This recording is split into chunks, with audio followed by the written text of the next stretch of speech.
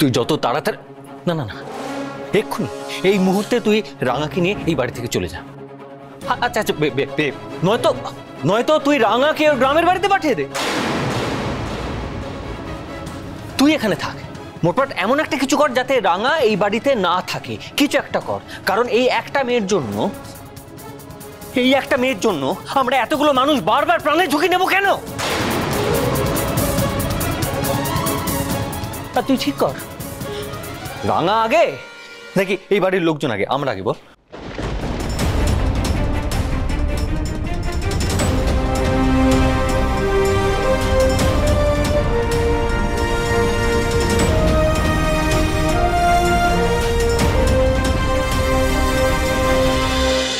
আর তাছাড়া এই মেয়ে তো যেখানে যায় সেখানেই ঝামেলা পাকায়। এ তো কালকে ভ্যালেন্টাইন্স ডেতে কোথায় কি একটা ট্রেনিং করতে গিয়ে ঝামেলা পাকিয়ে এসেছে। তুই ভুল জানিস মেজদা ভাই।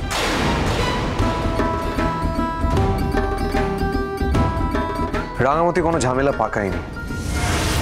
সত্যি কথা বলতে রিসর্টে গিয়ে আমি আর আহিরি বড় বিপদে পড়েছিলাম। আমাদের কয়েকটা লোক মিলে অ্যাটাক করেছিল। রাঙামতি যদি না থাকতো তাহলে আমরা আরো অনেক বড় বিপদে পড়তে পারতাম। বিপদে তো পড়বি, রাঙা তো বিপদ সঙ্গে নিয়ে ঘোরে। রাঙা যদি তোর জীবনে থাকে তাহলে তোর জীবনে প্রতি মুহূর্তে নতুন নতুন বিপদ আসবে, তুই নতুন নতুন বিপদে পড়বি। একলব্য, এই তো মাও তো একই কথা বলছিল। কি মা, বলো বলো, ওকে বলো। কি বলছিল মা? আরে বল। মা বলছিল যে তুই তোর নতুন বউকে বাড়িতে রেখে গার্লফ্রেন্ডের সঙ্গে রাত খা। মেজদা ভাই,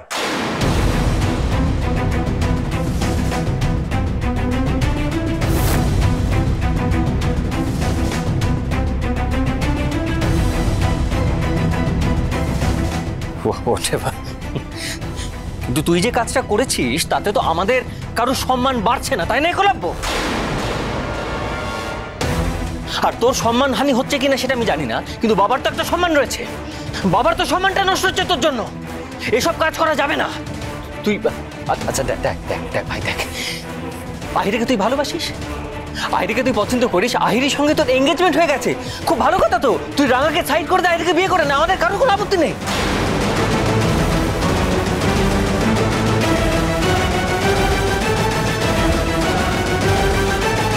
সাত্তকে তুই থামবি এবার। আহিরি আক্কুর স্ত্রী নয়, রাঙা আক্কুর স্ত্রী।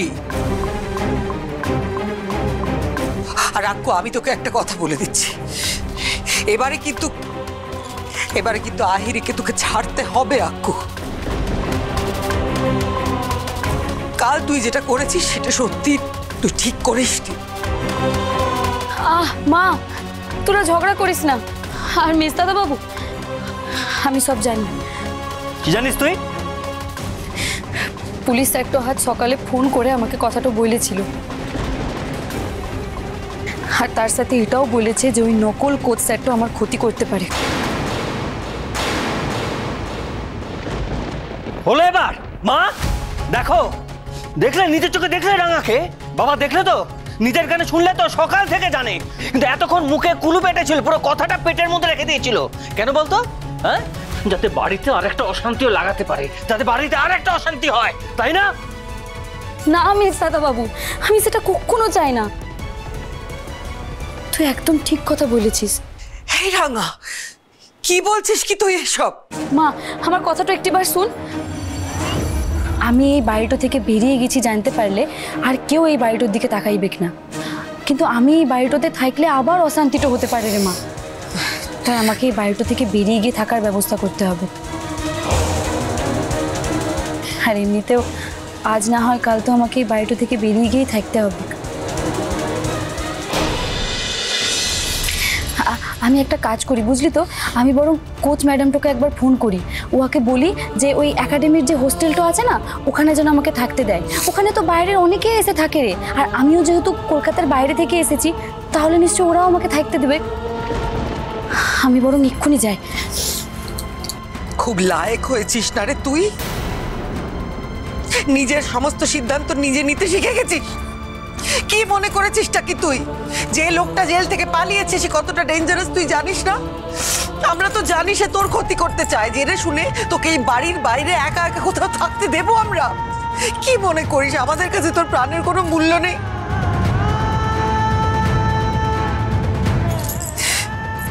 রাঙা, তুই তো আমাকে মা বলে ডাকিস, বল।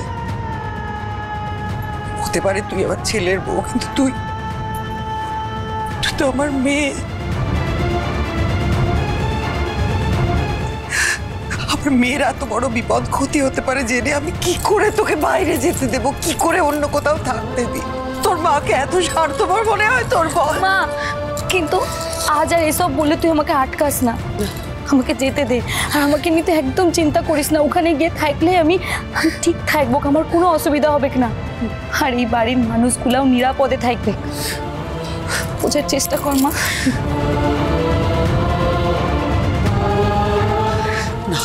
না রাঙা, না। রাঙামতি, এই আক্কু, তুই আটকা ওকে। এটা কি করছে কি রাঙা? এটা হতে পারে না। আমাদের এই বাড়ি ছেড়ে রাঙা বেরিয়ে গিয়ে কোনো হোস্টেলে থাকবে, এটা আমি মেনে নিতে পারছি না। আক্কু, আক্কু তুই কেন চুপ করে আছিস? কিছু বল। মা শোনো না, আমি বলছি কি, সার্থকী তুই তো নিশ্চয়ই রাঙাকে পুরোপুরি বাড়ি ছেড়ে চলে যেতে বলছিস না? কি ওই ধ্রুব বলে লোকটা ধরা পড়ে গেলে তো রাঙা আবার বাড়ি ফিরে আসতে পারবে। পুলিশ তো চিরুনি তল্লাশি চালিয়ে লোকটার খোঁজ করছে। হ্যাঁ, মানে কাগজে তো তাই লিখেছে। তো মা, তুমি প্লিজ টেনশন করো না। হ্যাঁ, মানে দেখো, মানে ওই রাঙার একাডেমি তো আমাদের বাড়ির একদম কাছেই, ঠিক আছে? তো সেখানে আমরা না হয় রাঙার দেখাশোনা ওখানে গিয়েই করবো আর কি। তো আসলে কি, রাঙা যদি এই বাড়িতে না থাকে তাহলে আর কোনো ঝামেলা হবে না। তাই রাঙা মা, আমি কোচ ম্যাডামটাকে ফোন করে দিয়েছি। ম্যাডাম বললো আমাকে এক্ষুনি একাডেমিটাতে চলে যেতে। তো আমাকে নিয়ে চিন্তা করিস না রে মা। ওই নকল কোচ স্যারটা যতদিন না ধরা পড়ে আমার এই বাড়ির বাইরে থাকাই ভালো। আমি তোদের রোজ ফোন করব।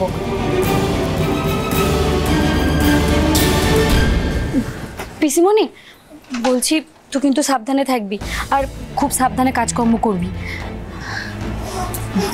দাঁড়া মা, রাঙা, বলছি এবার কিন্তু বাড়িতে একটা কাজের লোক লাগবে। তুই আমার মা, তুই আমার কথাটা শোন। আমি যখন থাকতাম তখন তো আমি পিসিমণিকে অনেক সাহায্য করে দিতাম, কিন্তু আমি না থাকলে পিসিমণি একা পারবে না রে। ও আর সাহায্য করবার লেগে একটা লোক লাগবে। আচ্ছা, আমি পাড়ার কোনো ভালো কাজের মহিলা থাকলে তাকে বলবো। তুই কোথাও যাবে না রাঙা, তুই কোথাও যাবি না।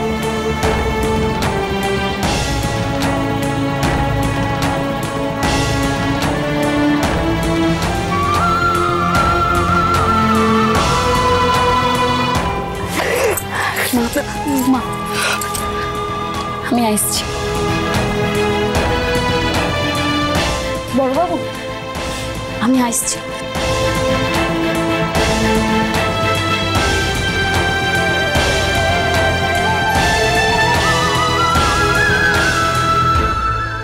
দাঁড়াও।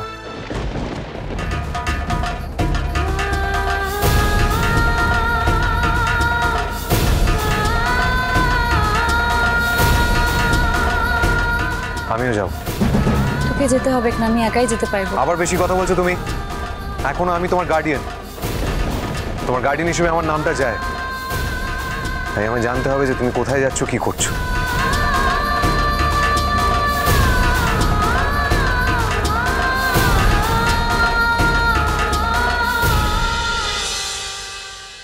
রাঙামতি, রাঙামতি দাঁড়াও। আমিও যাব।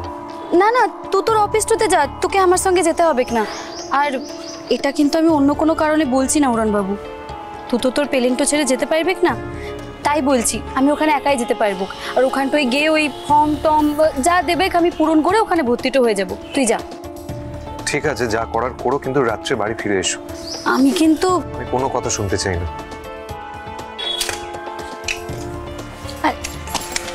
উড়ানবাবু, চলো।